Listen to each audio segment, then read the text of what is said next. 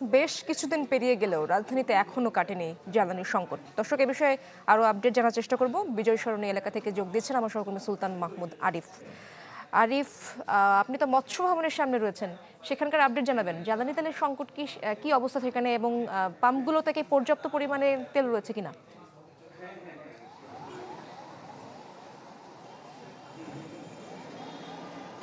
আমি মৎস্য ভবন এলাকাতে রয়েছে। মৎস্য ভবন যে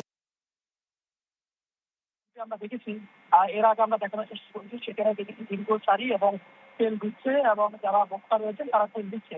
কিন্তু বলা যায় যে মৎস্য ভবনের এখানে এসে দেখলাম প্রায় ঘন্টাখানিক হচ্ছে এখানে তেল এসে দেখলাম চিত্রটা একটু ভিন্ন। প্রায় ঘন্টাখানিক হচ্ছে এখানে তেল নেই এবং যারা ভোক্তা রয়েছেন তেলের জন্য এসেছেন তাদের দীর্ঘ সারি কিন্তু রয়েছে।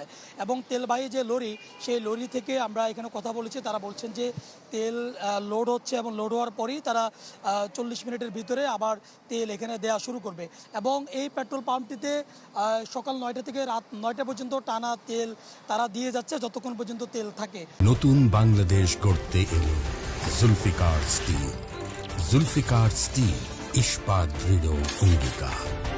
কিন্তু এর বাইরে আমরা রাজধানীতে বেশ কয়েকটি পেট্রোল পাম্পে আমরা ফিলিং স্টেশনে আমরা ঘুরেছি, দেখেছি। সকাল থেকে আমরা দেখেছি বেশিরভাগ যে ফিলিং স্টেশনগুলো রয়েছে সেগুলো বন্ধ রয়েছে এবং বলা হচ্ছে যে তেলের সরবরাহ নেই, তেলের মজুত নেই এবং তেল নেই।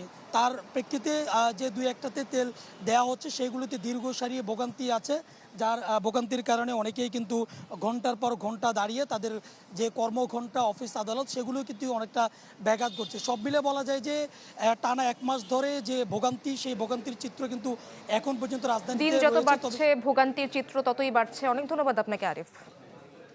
সহকর্মী সুলতান মাহমুদ আরিফ যুক্ত হয়েছিলেন বিজয় সরণি এলাকার মৎস্য ভবনের সামনে থেকে।